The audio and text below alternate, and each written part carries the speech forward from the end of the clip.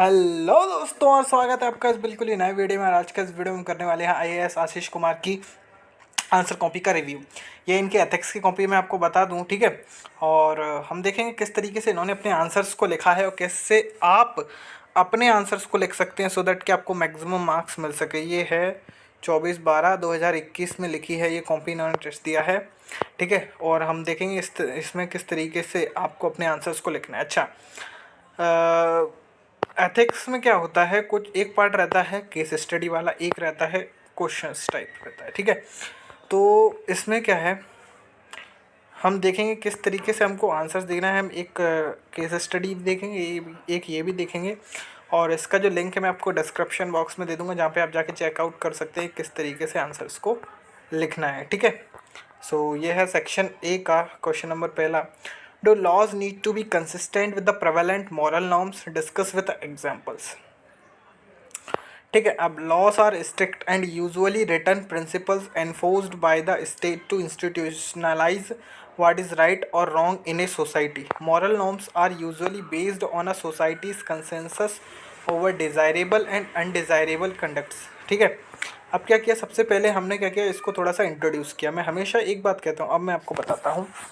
मैं हमेशा एक बात कहता हूँ यार कि जब भी आप क्वेश्चन पढ़ो ना यार, यूपीएससी के एग्ज़ाम में पर्टिकुलरली जब बैठ रहे या फिर किसी भी और एग्ज़ाम में बैठ रहे हो, तो आपको फ़ायदा होगा इस बात से कि जब भी आप क्वेश्चन पढ़ें, अगर सब्जेक्टिव पेपर है या फिर ऑब्जेक्टिव पेपर है, उसमें जो जो चीज़ें पूछी हैं उनको आप अंडरलाइन कर लीजिए, ठीक है।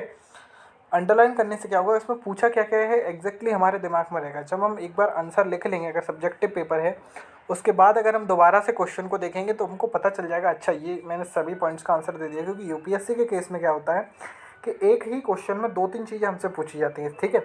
सो इसलिए ये वाली चीज़ काफ़ी ज़्यादा हेल्प करती है अंडरलाइन करना। और अगर ऑब्जेक्टिव पेपर है तो भी यार, जैसे ऑब्जेक्टिव पेपर में क्या करते हैं, कभी कभी वो लोग वर्ड पे घुमा देते हैं, वहीं पे कहीं पे बीच लिख देंगे, 4 ऑप्शन दे देंगे, उसमें से बोलेंगे which of the following is not correct, not लिख देंगे, हम नॉट पे ध्यान देंगे नहीं, और जो करेक्ट है उसके चक्कर में हम कुछ भी गलत सलत करके आ जाएंगे, ठीक है। तो ऐसा नहीं करना है, ठीक है। अंडरलाइन कर लीजिए, उससे कोई दिक्कत नहीं होती, ठीक है। अब laws are strict and usually written principle, अब इसको भैया हमने थोड़ा सा क्या किया, इंट्रोड्यूस किया, अपने पॉइंट ऑफ व्यू को रखने की कोशिश की। बेसिकली एथिक्स का जो पेपर है आप एकदम कभी कभी देखना आप, थोड़ा आपको फिलॉसफी टाइप का लगेगा, ठीक है। Need for laws to be consistent with normal moral norms, ठीक है। फिर हमने हेडिंग बनाई जैसे need for laws to be consistent with moral norms, ठीक है। अब क्या ज़रूरत है कंसिस्टेंट होने की, ठीक है।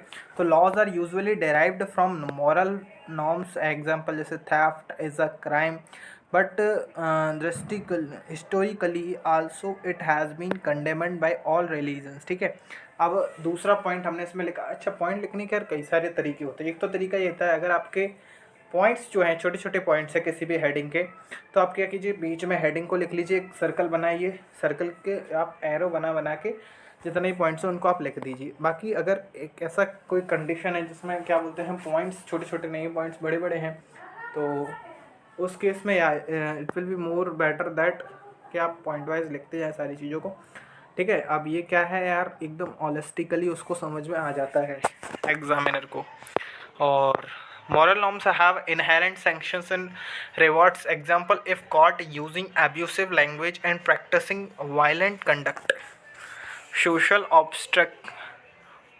ostracization, thus law will need less enforcement, ठीक है। अब however laws cannot always be in line with moral norms because moral laws can often be conservative, status quo। इसी तरीके से यार आपको आंसर लिखना है, ठीक है। एक क्वेश्चन हमने इस तरीके का देख लिया है। एक चलिए आप हम केस स्टडी का भी क्वेश्चन देख लेते हैं, ठीक है। तो केस स्टडी वाले क्वेश्चंस कहाँ हैं, एक बार चेकआउट करते हैं। चलो ये रहे, ठीक है। क्वेश्चन नंबर 8 कर लेते हैं, ठीक है। अब क्वेश्चन क्या करेगा, आपको देखना है एक चीज़ आप नोट करना, केस स्टडीज़ वाले क्वेश्चन में आपको जनरली एक रियल टाइम सिचुएशन दी जाती है, ठीक है।